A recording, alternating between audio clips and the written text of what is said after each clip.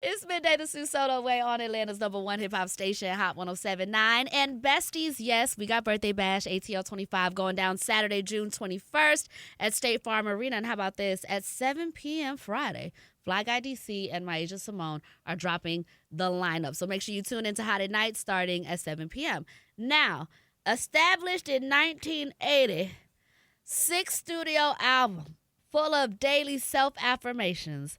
A new single, Love on Love, featuring D Nice. You would not even believe who I'm talking to right now because I don't believe it, to be honest with you. But we're talking to Estelle. Hello, how are you? See, I was about to do it. I'm good, girl. How are you? I'm wonderful. This accent switch is glorious. Thank you for saying it was glorious. It's I thought it was a glorious. bit of a struggle. It's glorious. It's That okay. probably was right there. Okay, cool. Let's talk about the new single, Love on Love. What do you mean by featuring D Nice? Oh my What is goodness. D Nice doing? So D Nice is on it. Remember, like how we were all in the panini, the pandemic, and we were all listening to D Nice on Instagram radio, and he was essentially giving us love and telling us, reminding us who we were as a people back then, and still now. And so with this record, I asked him to come out and asked him to just do like a radio host type outro to the record for me, and he did. He literally did that. He was just to me. I believe that words mean things. And so I was like, I want you to come and say exactly what you say on Club Quarantine. Yeah. And put that on the and he did. He smoothly did. And I was like, that's all I need. That's all, just talk your ish, you know? When I saw it was featuring D Nice, I started thinking like, okay, is he gonna rap? producing? Is Is he he producing? rapping? Yeah, no, like no. what is he doing? No, we want another rap record from D Nice, but also like I feel like he has a whole bigger, brighter, broader purpose. Yeah. You know, in the way that he speaks and the things that he puts in the world. And watching him from the beginning of Club Quarantine, like that's my brother in real life. So watching him, you know, literally being there on the day he did it, you know, pulling up to say, "You good, bro?" Yeah. You know, to what it is now, CQ5.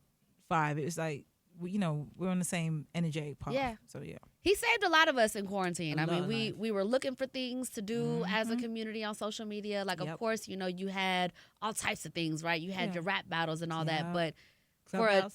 People on Clubhouse. it was cool. We had a good time. Yeah. But when you saw what D Nice was doing, right? Like in the array of people that were in the room and dropping comments and saying, "Hey, I'm listening in India, or I'm in Atlanta," you know, and the community that it really created. So it kind of makes sense that you would want him For sure. for this. What would you say is like the overall feel of the sixth studio album in which we don't have the title to, and you're not gonna tell us? It's coming in May, but the feel of this, look, I started writing this whole album maybe, like I said, 6 years ago, maybe 2018. Wow. In truth, right? I started like fully recording it in 2018, 2017. And this whole album was undoing for me. It was me reorganizing who I was as a person and putting it back into the world. Every single album I made up until that point felt like it was for somebody else. Oh, wow. And I felt like at that point in 2018, I was breaking down everything I knew about myself and re-putting it back together again. So this is me, who I want to be, and this is me, the person I am, and this is who I'm going to be, you know, in various increments going forward. And I felt like the core of it was joy. And it also speaks to, like, a lot of people were going, you know, at the time when we started recording this, it felt like everyone was being pushed into this darkness. You know, music sounded dark, and everything sounded one note. I was like, I don't resonate with that. I don't feel that. I don't like that. What can I do? How can I present myself back into the world? And I said, it's joy, it's light, it's love, you know? And so every single song is intentional about that. Yeah. So when you were coming to that realization, were you signed to Oh no, labels? I've been independent since maybe 2014. Okay. So why do you think that those other albums you were putting out in that way, why weren't they as authentically you as what we're getting now? They were authentically me at the time. They were the person who I was at that time. You know, they were everything. I was so not confused, but I was so held to everybody else's expectations. And I think I got to 2018 and my body told me no, my mind told me no, everything said, cut it out. Who are you? Like, what are you doing? What is it from here on? And I had to take the time out to figure that out. And so this is the part for me where everyone's like, where you been? I'm like, working on myself. Yeah. Living, trying to become a great human. You know, I feel like I'm going to be here for a long time. So let me work on that, you know? Wow. Yeah. Wow. Okay. So American Boy, 16 years? 16 years since Shine, yeah. This would be the 17th. It's wild. I know. Feels like yesterday, don't it? It really does. Yeah, true. And the song is kind of like bigger than life. Yeah, it's a juggernaut. I prayed for that though. I wanted that. I asked God for a record that would be forever. Yeah. And he gave me one, so I love it. I don't complain about it. I'm out here like, do it again. Another remix, rock out. Live your best life. Let's go. Come on. How many remixes are there? Who knows? Who knows? But to be fair, that might be like somebody should look that up though. That might be one that'd of be a trivia question on what was it? Straight Who Wants to Be a Millionaire? On one of them shows, Family Feud. Has 75 remixes, but it speaks to people loving the record. Yeah, it speaks to legacy. Yeah, so I love it. Okay, so can we talk about the clothing brand? Yeah, we can. So it's named after, or it's the same as your label, established in 1980. 1980. Yeah. Okay. I started. So that's my age. Come on now. It's cute. We gotta put that together. We put that together for a little bit. Yeah, look, I had a song out called 1980 That Girl Raised Me. It is what it is. But it kind of started in with my last album, Love Is Rock. I started making merch that was comfortable to travel in. Yes. Because all the fans was like, give us a t-shirt or something. And I was like, I don't like t-shirts. Like, let me make sweats. Okay. And we evolved it in the panini. I keep saying panini, the pandemic. We evolved it in the pandemic into just comfortable clothes that you can just wear. And, I want people to feel good in their body. Yeah. That was the point. I wanted to feel good in their body, but I want to feel put together. Yeah. Do you think a lot of people were fighting, really tight or form-fitting clothes, like because of quarantine and the pandemic? Like, did you see a shift in people just wanting to be comfortable? For sure. You're in your house. I don't think I've worn jeans since then. I'm not gonna lie to you. Putting on jeans is a real effort at this point. I'm like, oh, I'm wearing jeans today. Yeah. And I'm a fan to put that shit on. Yeah. Can I say that? Yeah, you're good. I'm a fan to put that shit on, right?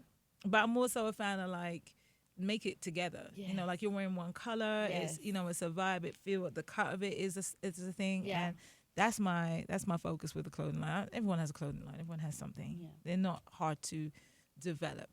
But for me, it was just about feeling put together. Once I was at home, I had to do 1,000,001 Zooms. I had to do 1,000,001 pop-ups and surprises and whatnot. And I said, let me just look like somebody's child when I have to get on this thing, And also, again, physically feeling at ease in my body was a real thing. Yeah.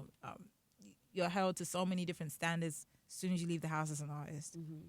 I always want to feel comfortable and, in my skin wherever I go. Yeah. So let me ask you, with Love on Love, why did you feel that this was the right time? Yeah. Because if I'm reading what I'm reading about the album, you're talking about self-affirmation, you're talking about healing. Mm-hmm. We all know what's going on in not just the United States right now, but in the world. Yeah. So what was, I guess, your state of mind when you were deciding how to roll this out?